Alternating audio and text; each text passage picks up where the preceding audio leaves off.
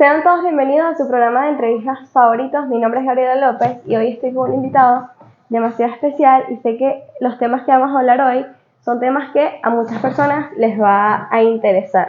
Él es una persona que realizó sus estudios primarios y secundarios en Colombia. Entró al seminario misionero redentorista en 1994 en Barranquilla, Barquisimeto, Estado Lara, en Venezuela. Y ahí mismo estudió filosofía. Realizó el noviciado en Puerto Rico.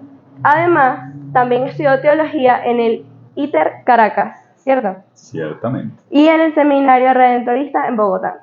El 12 de junio del 2004 se ordenó como sacerdote. Yo nací el 11 de junio del 2004. Y algunos de sus servicios han sido promotor vocacional, formador en el seminario redentorista en Caracas, párroco en la iglesia Nuestro Socorro en San Cristóbal. Nuestra Señora de Nuestro Socorro en San Cristóbal. En Estado Táchira, Venezuela. Y actualmente es párroco de la iglesia Nuestra Señora de Coromoto, en Caracas. Y le gusta definirse como misionero redentorista. Perfecto. Perfecto, sí, eso es mi mayor calificativo, ¿no? Mi mayor orgullo. Él es el sacerdote Alirio y él es el párroco de mi iglesia. Y bueno, aquí estaremos conversando sobre su vida como sacerdote y explicando un poco la religión para los jóvenes. Muy bien, intentaremos hacer este trabajo para ayudar. Bueno, vamos pues. Ok. Con toda la disposición y la gracia del Señor. Amén. ¿Podría contarnos cómo fue su proceso de discernimiento para llegar a ser sacerdote y cómo era su vida antes del sacerdocio? Bueno, sí, es un poquito la experiencia es muy corta, ¿no? Siempre fui un apasionado de leer la palabra de Dios, ¿sí? Siempre, de la Biblia. Y mi vocación viene por leer la palabra y querer saber más. Y así comenzó, por una curiosidad de conocer más a profundidad la palabra del Señor. Y así me acerqué a la vida, al seminario. Segundo, ¿cómo era mi vida antes? Un joven de campo, yo soy campesino, de campo, de trabajo, de estar con la familia, de disfrutar la vida con mis hermanos. Somos 6 hermanos y mis 2 viejos, en ese momento estaban los 2, ahora ya no están, pero era una vida de familia, de trabajo, de campo y de agricultor y de ganadería, ¿no? Esa era mi vida antes del seminario. Y la experiencia, como digo, es una vocación con la palabra de Dios, ¿sí? Bíblica, una vocación bíblica. ¿Y cómo fue lidiar con las opiniones de su alrededor cuando tomó la decisión de estudiar el sacerdocio? Bueno, a ver, Génesis, hay una realidad y es que yo ya no era un niño, ¿no? Era una persona adulto, joven adulto, y cuando fui haciendo mi proceso, asistí a las convivencias y hoy salí elegido para pertenecer a la formación redentorista, misioneros redentoristas. Le comuniqué a mis viejos, a mis papás, a mis hermanos. Ellos veían que siempre mi vida estaba en la iglesia, era consecuente con mi fe de participar en la iglesia. Y así ellos, pues no, les agarró de mucha sorpresa, ¿no? Y mis amigos, pues nada, el orgullo, ¿no? De ver a alguien del campo que sale de su comunidad, de su vereda, de su aldea, a ir a compartir algo que novedoso, ¿no? No era una carrera normal, ¿no? Entonces, como el orgullo, ¿no? De tener a alguien de lo suyo en la vida sacerdotal. Qué chévere. ¿Y usted es de San Cristóbal? Yo soy nacido en la población de Abejales, Táchira, que es un pueblito por la Troncal 5, límite ya con Barinas, ¿no? Nos divide el río Caparo. De Caparo hacia allá es Táchira y de Caparo hacia acá comienza Barinas. Entonces, mi pueblito es el primer pueblito del Táchira entrando por la vía del llano, yendo a San Cristóbal. Ok. Dice que su vida siempre se basó en la palabra de Dios, la Biblia, e ir a la iglesia. Sí, de niño, mira, de niño, te digo una cosa, más en mi deseo, yo ya empecé a estudiar siendo un niño de 8 años, porque no tenía los accesos, venezolano, pero salimos a Colombia y fuimos de un sitio a otro, pero al final, ya cuando llegamos al pueblo donde fuimos a vivir, ya me agarró como 1 año y medio para poder estudiar, como a los 8 años casi empecé a estudiar, ¿no?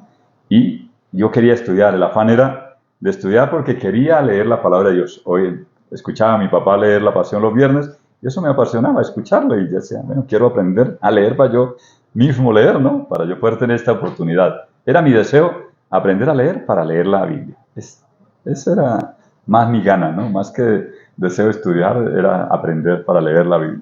Que nos está contando que su vida se basó en esto, de escuchar a su papá leyendo La Pasión los viernes.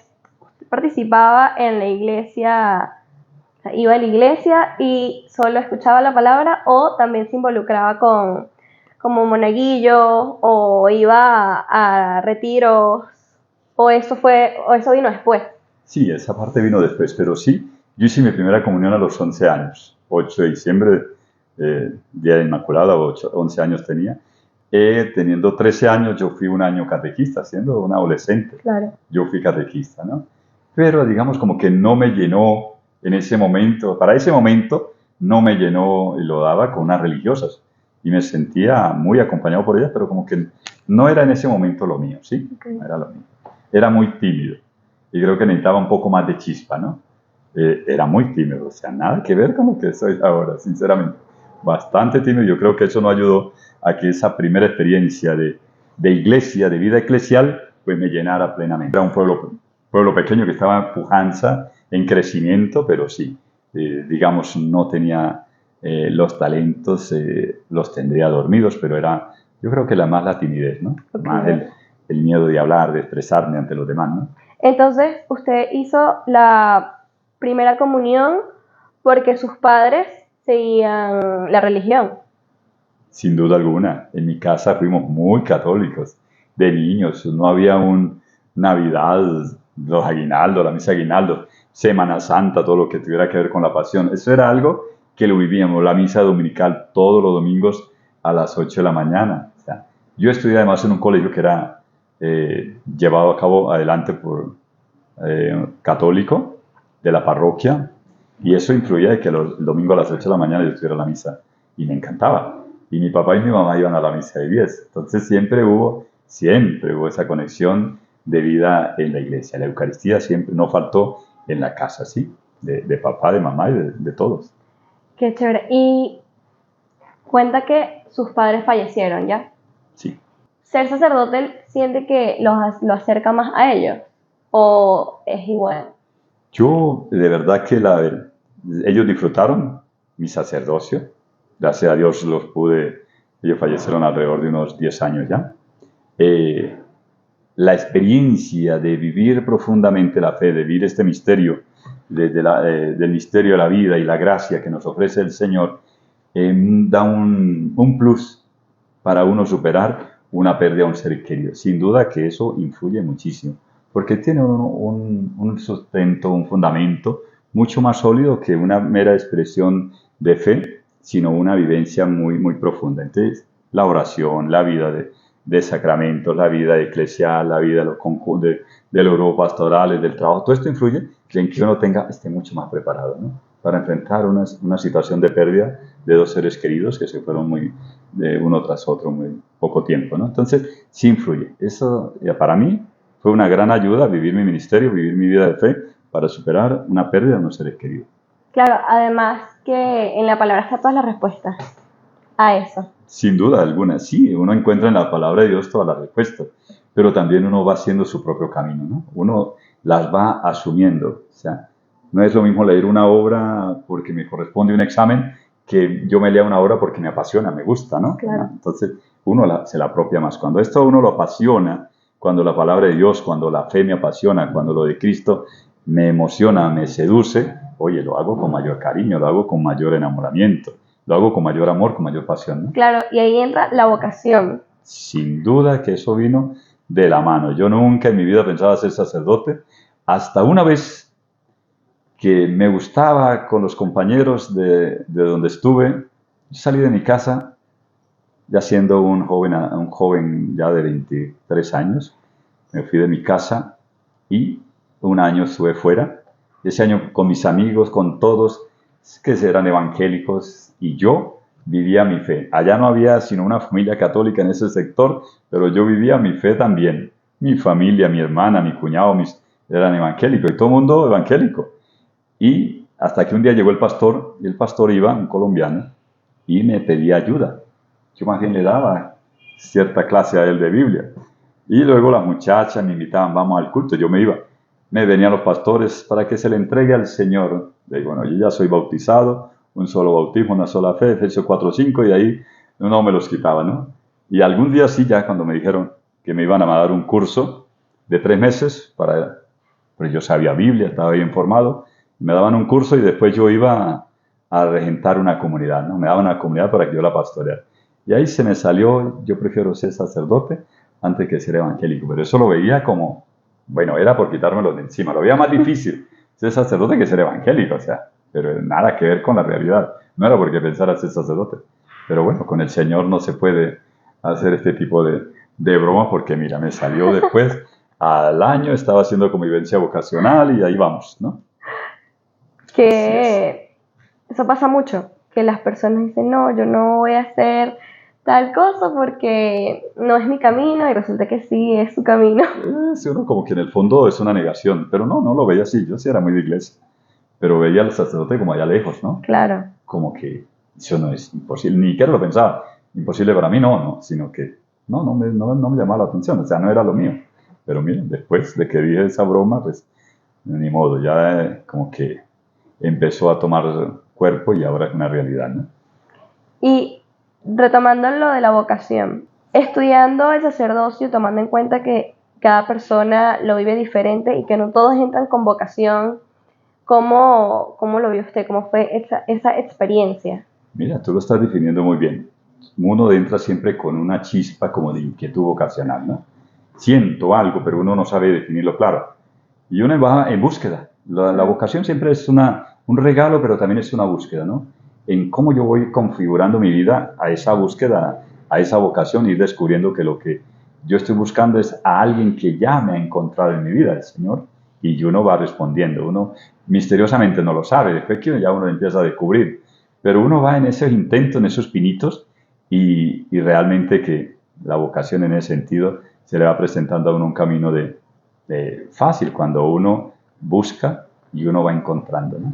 Eso ayuda. ¿Verdad que se hace fácil cuando uno se deja encontrar por el Señor? O mejor dicho, permite que el Señor lo tome a uno de la mano y lo lleve adelante, ¿no? De este mundo misionero redentorista, y digamos que aunque uno se siente atraído por su tierra, por su país, siempre uno sabe que donde vas será bienvenido, te van a tratar bien, te van a dar lo mejor, y tú tienes que responder con todo el amor del mundo, ir adaptándose a un mundo nuevo en el que el Señor hace su trabajo, ¿no? Eso es lo que más le gusta de su vocación. ¿De mi vocación? Que las misiones, que en cualquier lugar puede ser bien recibido. Sí, y la calidez de las personas en cada lugar al que va. Sí, a uno como misionero, mira, yo soy párroco en la Coromoto.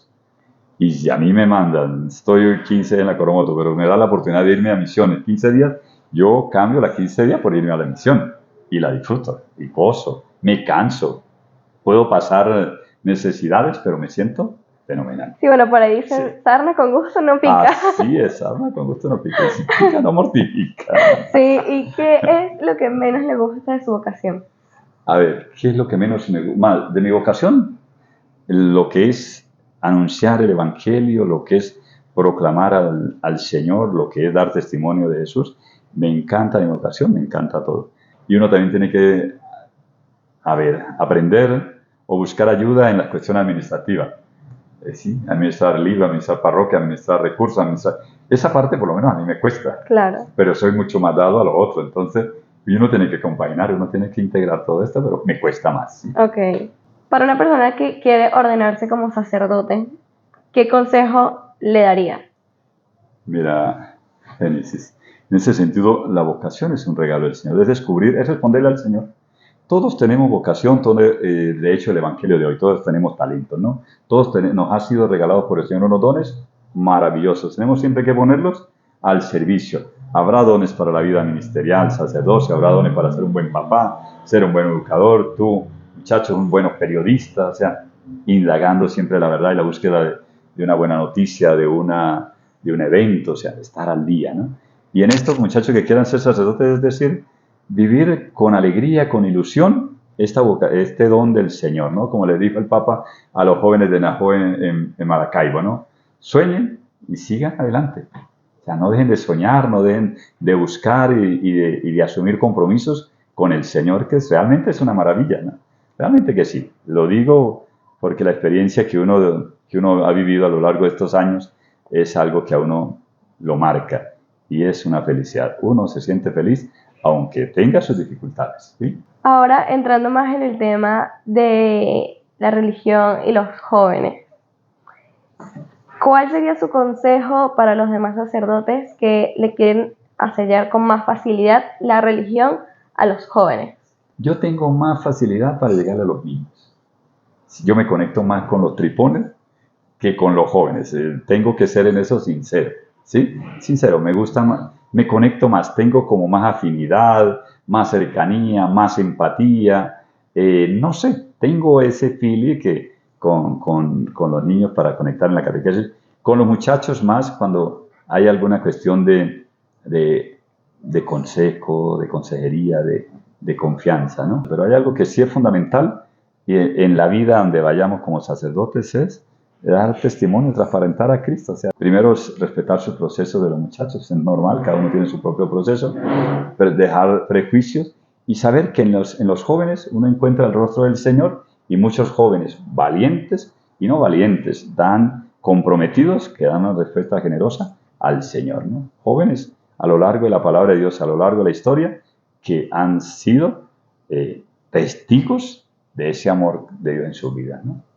¿Qué le diría a los jóvenes que creen en Dios, siguen la religión, pero no la siguen de una forma correcta y a la hora de confesarse dicen, yo me confieso con Dios? Sí, hay una realidad de que el joven hoy vive mucho la situación de el online, él no es una conexión personal, ¿sí? Tú puedes tener un amigo en otro país y ya, ese es mi amigo, es mi pana, pero resulta que nunca se han visto, nunca se han dado un abrazo, nunca han compartido un café. Entonces muchos vivimos de la imagen, pero en esta parte sí se necesita algo muy concreto, ¿no? Ir al confesionario e encontrarnos con la gracia de Dios a través de un ser tan pecador, tan débil, tan frágil, pero que ha sido tomado por la gracia del Señor para ese ministerio. O sea, es un compromiso, ¿no? A veces el joven dice, no, yo me confieso con Dios y no me voy a confesar con un cura, porque en el fondo hay miedo a abrirse a sus sentimientos, a su realidad, a su verdad, y cree que de esa manera ya, de una manera online, su vida está mejor, ¿no? El joven hay que irlo también, uno como sacerdote también es animar a los jóvenes a encontrarse con el Señor, ¿no? Y es lo que está haciendo el Papa siempre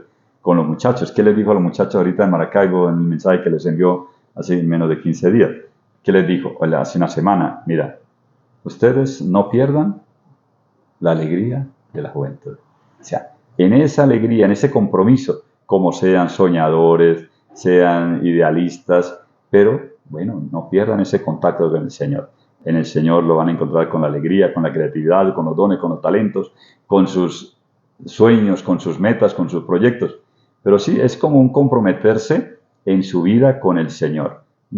Y eso vale para el muchacho y vale para el sacerdote, porque también a veces no somos ejemplo, ¿no? Y eso deja mucha secuela en los muchachos que quieren ver un referente, ¿no? Que quieren ver un modelo. El muchacho siempre quiere copiar un modelo, quiere tener un referente, quiere tener a alguien a quien seguir, ¿no? Y por eso entonces seguimos a este, a aquel y le damos like, ¿no? Por eso, porque queremos seguir a alguien. Y qué bonito cuando uno dice, yo le doy like, quiero seguir al Señor. Mi vida es para el Señor, ¿no? También esos jóvenes, algunos también han tenido como malas experiencias a la hora de confesarse. Yo escuché varios casos en mi colegio de una vez que nos íbamos a confesar y unos compañeros dijeron que no se querían confesar porque una vez le dijeron, un sacerdote le dijo, te vas a ir al infierno. Sí, y ellos sintieron un rechazo hacia el sacramento de la confesión.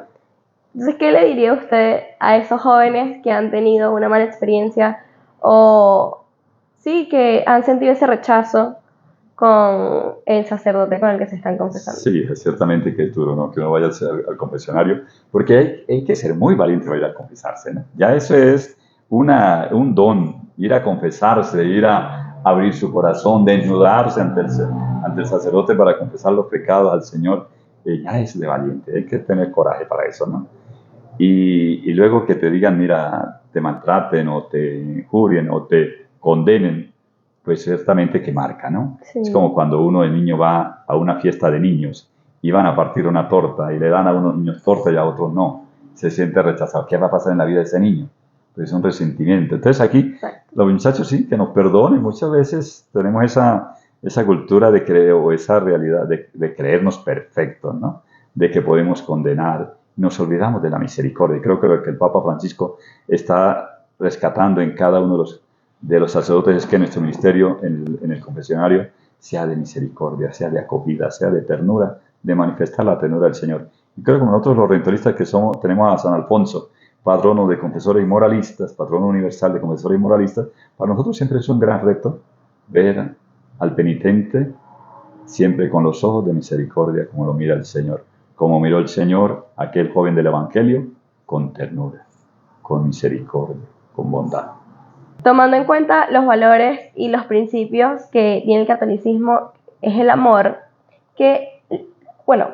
¿cuál sería su opinión y su respuesta, reflexión también, para los jóvenes que no creen en el matrimonio como sacramento? Ya que el amor y el matrimonio van de la mano. Sabemos que lamentablemente actualmente vivimos en una sociedad donde es bastante difícil conseguir una persona que esté dispuesto a una relación seria, bonita, sana. Y eso en cuestión de una relación de noviazgo o incluso la amistad. Muchas veces las amistades no son totalmente reales y los jóvenes pues se quedan con eso y dicen, cónchale, si esto es tan complicado de conseguirlo, una persona que quiera una relación como Dios manda, pues, que los sacramentos, el matrimonio y todo esto será aún más complicado. Entonces, ¿cuál sería su reflexión para nosotros los jóvenes que están negados y no creen en el matrimonio como un sacramento? Sí, mira, una realidad es que tú comenzaste, ¿no? El amor y el matrimonio van como si de la mano, ¿no?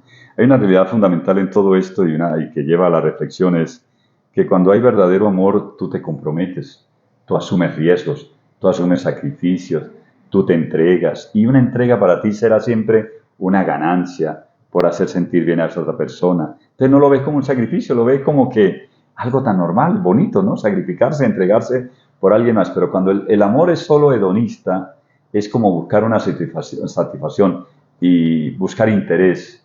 Entonces, pues voy buscando a la otra persona lo que yo quiero nada más, no lo que me vaya a comprometer, no lo que vaya a salir de mí, sino lo que yo pueda sacar de esa otra persona. Y eso no es verdadero amor, ¿no? Un amor siempre de interés, un amor hedonista, es un amor que no te llena y va a estar con el vacío siempre.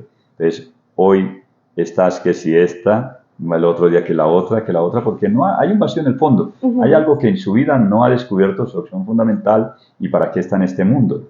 Cuando se ama, no se daña, no se abusa, no se lastima, sino que se busca siempre que la otra persona viva y viva feliz, ¿no?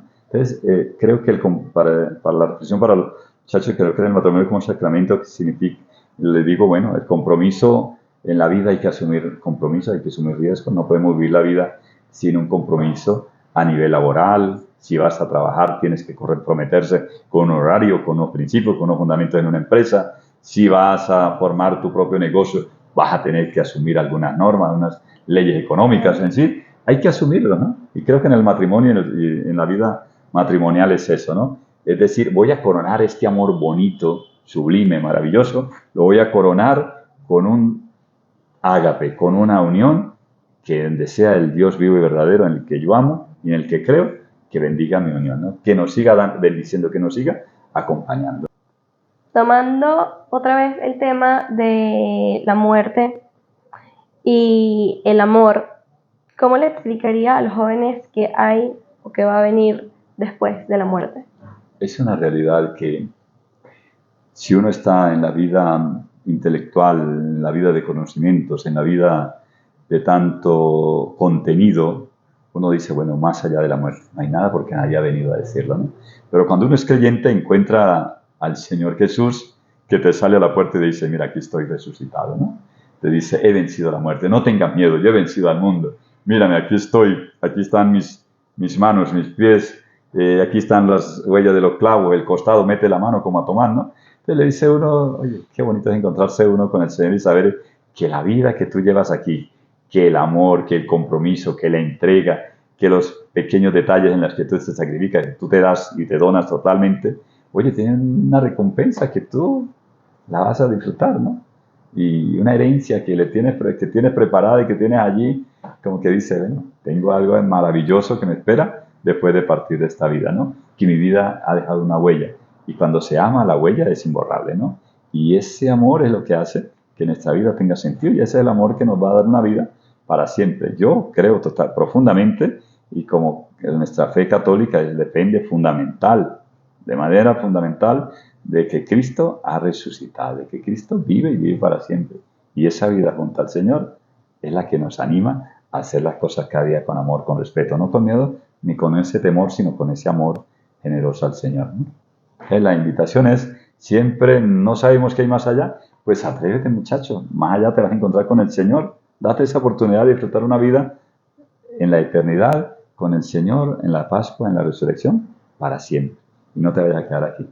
Porque no está bien que una persona que se considera católica crea en la resurrección y en la reencarnación al mismo tiempo, teniendo en cuenta que la religión nos enseña que cuando Dios lo decida, todos vamos a volver. A ver, hay una realidad, es que el cristiano católico, nosotros los católicos, el cristiano cree en la resurrección, una vida para siempre. La reencarnación es una transmigración, es decir, tú te puedes reencarnar en una vida, en un animal, en otra vida te puedes reencarnar en no sé qué, en otro animal, o en una persona, en un malandro, en fin, digo todo esto para decir que tu vida nunca va a tener como un respiro, un sosiego. A veces, si la cosa le ha ido bien, reencarnarás en algo bueno, pero si has hecho algo malo, vas a reencarnar en algo peor. O sea, es una vida que no tiene un descanso, que no tiene como que cerrar un ciclo y que tú quisieras vivir una vida para siempre en este mundo visible, en este mundo sensible. Es como decir, mi vida me pertenece aquí. En cambio, nuestra vida como cristianos que creemos en la resurrección es una vida que nos da alegría vivir este mundo, venir a este mundo terrenal, que nos sentimos orgullosos, contentos, felices, pero que, oye, queremos disfrutar la vida para siempre con el Señor. Sabemos que esto es pasajero, ¿no? Y es eso, la resurrección es reconocer que esto es temporal, pero que nos espera algo que es para siempre. ¿Cualquier sacerdote puede realizar exorcismo? En el fondo sí. En el fondo cualquiera está preparado porque goza del favor del Señor. ¿Qué dice, a ver, en el Evangelio de Marcos? Para los que hayan creído les acompañarán estos signos. Expulsarán demonios, hablarán lenguas nuevas, podrán coger serpientes, en si beben algo mortal no le hará daño, impondrán las manos sobre los enfermos y quedarán sanos. Ya con creer, ya tienes el poder para expulsar demonios, ¿sí?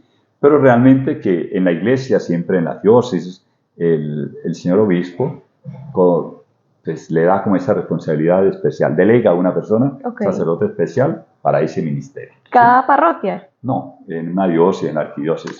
Digamos, en Caracas habría uno, en la diócesis de Valencia habría otro. O sea, sí, van delegando para una persona en concreto para eso. O sea, porque necesita una preparación, necesita siempre un trabajo muy personal y de mucha unión y comunión con el Señor, ¿no? Muy especial. Pero eso no significa que que todos los sacerdotes no estemos preparados. Todos estaremos preparados para eso. Pero gracias a Dios que en la iglesia existen los ministerios, ¿no? Y a este sacerdote se le da ese ministerio y lo desarrolla con total amor, con total servicio, con total vocación, ¿no? Usted no ha estado en ninguno. Ni cerca, ni experiencia. Ni cerca, ni he visto experiencias, no me he encontrado con algo así realmente demoníaco. Yo puedo decir, esto es algo demoníaco. No lo he visto. ¿Y le han contado? Sí, me han contado.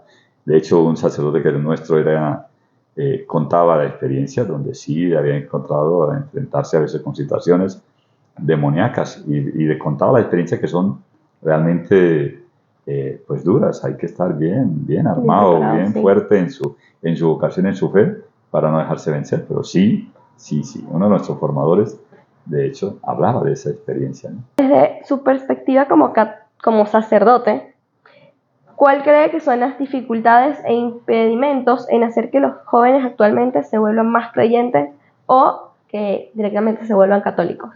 Mira, hay muchas realidades que pueden verse como obstáculos, ¿no? Impedimentos. Una realidad es el mundo en el que confluimos hoy, ¿no? Un mundo muy online, menos concreto, menos personal, de mucho conocimiento, pero muy vacío también a nivel de frágiles, a nivel de sentimientos, a nivel de vida afectiva, ¿no? Entonces, lo otro, la situación familiar, ¿no? La situación familiar en la que no hay una columna fundamental, sino familias muy disfuncionales, ¿no? Fracturadas, y eso genera que hayan jóvenes que no estén, que tengan sus limitaciones mucho más fuertes que la que tuvimos nosotros en nuestra época, ¿no? Y la otra realidad es también el testimonio nuestro, ¿no? Sin duda que influye mucho, porque si tú quieres modelos y el modelo no es que estás mirando, no le llena, no le está dando el sentido profundo, no le está mostrando valores o el camino al joven, eso dificulta, ¿no? Cuando hemos tenido nuestra situación vulnerable o hemos lastimado, no hicimos ejemplo ni para los ancianos ni para los jóvenes. Digo, hablo a nivel de sacerdote, ¿no? Claro. Y eso genera que muchos muchachos pues no les atraiga, ¿no? Porque si ya viven una vida difícil y van a encontrarse con situaciones en la iglesia que lo va a marcar más, pues prefiero estar afuera, ¿no? Claro. Sí.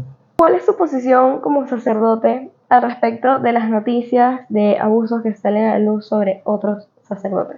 Sí, bueno, hay que reconocer que no hay que ocultar la realidad en la iglesia y el Papa lo ha hecho y somos muy conscientes de que hay abuso, ¿no? De que uno como sacerdote está para manifestar la misericordia y el amor de Dios y no hemos sido ese ejemplo, ese reflejo. Y eso causa mucho dolor, causa mucho sufrimiento en nuestra iglesia y en nuestra vida, ¿no? Cuando vemos a un congregado, o vemos a un sacerdote, vemos a un clérigo, o vemos a alguien con mucha responsabilidad en la iglesia, o a cualquiera, un buen católico, ¿no? Que dé mal ejemplo de abuso de personas vulnerables, de niños y personas vulnerables, pues genera realmente una contradicción en lo que es nuestra vida de fe y lo que es nuestra vida de acción en nuestra vida, lo que mostramos, lo que realmente somos, ¿no? Entonces, no estamos haciendo una dicotomía, una cosa creemos y otra cosa vivimos, ¿no? Y lastimamos. Entonces, creo que eso genera, pues, ciertamente una disconformidad en nuestros jóvenes que no van a vernos como modelos, y creo que hay que reconocer que en la iglesia hay abusos, ¿no? Y los ha habido. Parece que ahora pues son mucho más marcados porque salen a la luz pública, ¿no? Sí, a la luz pública es más conocido hoy. Entonces eso hace que se masifique más. No quiere decir que no ha habido errores a lo largo de la vida, ¿no? De la iglesia, ¿no? Eso también va de la mano con que los jóvenes hoy en día no quieran sientan un rechazo con la iglesia, con la religión y todo eso. Ok, en parte en eso es real, en parte.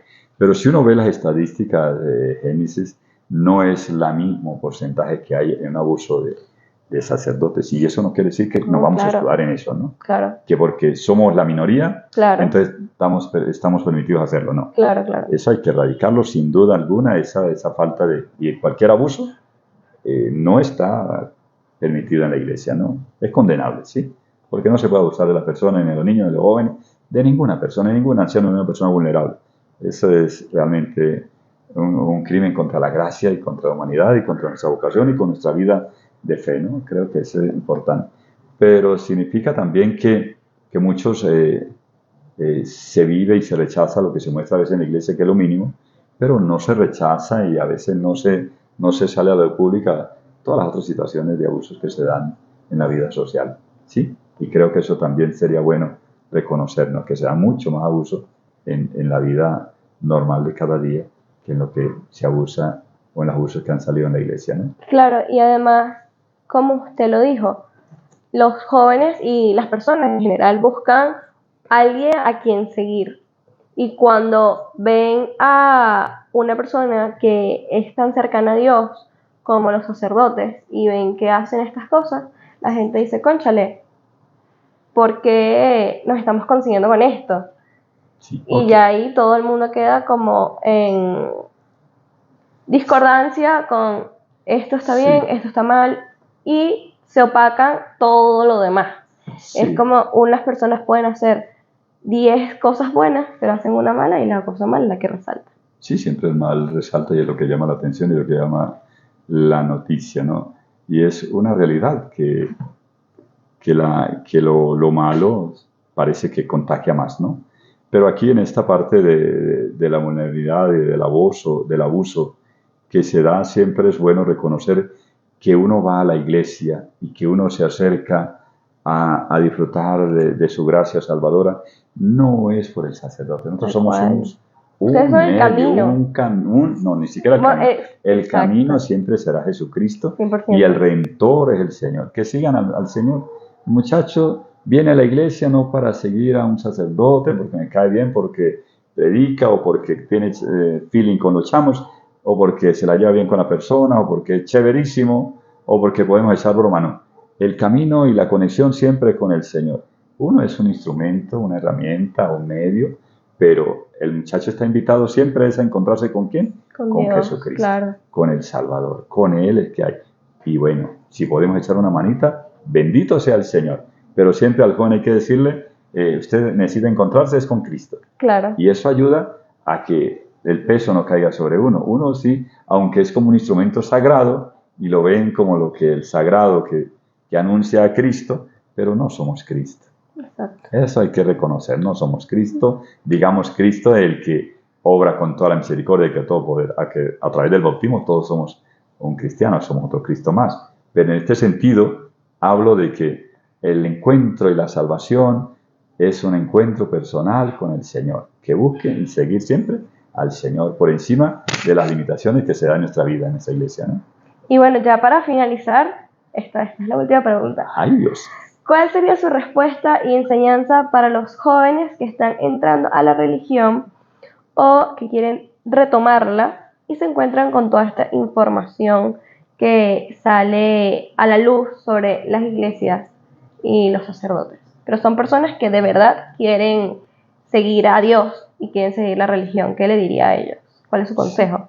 Ciertamente, como le dijo Pablo al joven Timoteo, ¿no?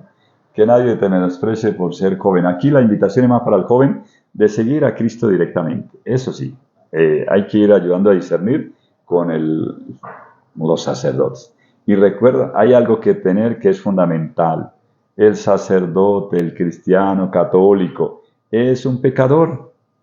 Todos fallamos, somos humanos, todos cometemos errores, todos estamos sujetos a cometer errores. Por eso cuando el Señor Jesús le llevaron a la pecadora en el capítulo 8 de San Juan, del 1 al 10, al 8, ¿qué le dijo el Señor Jesús? El que esté libre de pecado, que lance la primera piedra.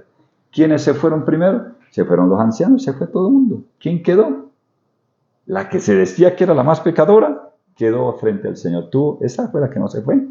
Si a veces uno quiere condenar a los demás o quiere decir que los demás son pecadores y entonces yo pongo como excusa, por eso no me acerco a la iglesia, por eso no busco a Cristo, porque es que todo... No, uno comete errores, el joven comete errores, papás cometen errores, los sacerdotes cometemos errores, somos seres humanos limitados, cometemos errores, fallos.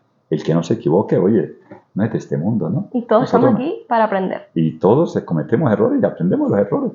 Ahora, el asunto es que uno no quiera mejorar, que uno se quede eternamente cometiendo errores y lastimando a los demás, ¿no? Que uno no asuma su responsabilidad, ¿no?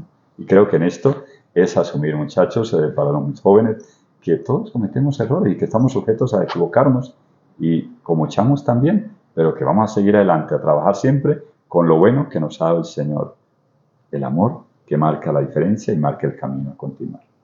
Muchas gracias por la entrevista. Espero que se haya sentido cómodo respondiendo a las preguntas y que a las personas que nos están viendo también les guste bastante. Mi nombre es Gabriela López y estoy aquí con el Padre Lirio. Espero que les haya gustado mucho y muchas gracias. Bueno, gracias Génesis, que le ayude esta pequeña entrevista para su trabajo. Saludos allá a los muchachos y que Dios los bendiga. En nombre del Padre, y del Hijo y del Espíritu Santo. Amén. Amén, muchas gracias. Bueno, un placer, Señor.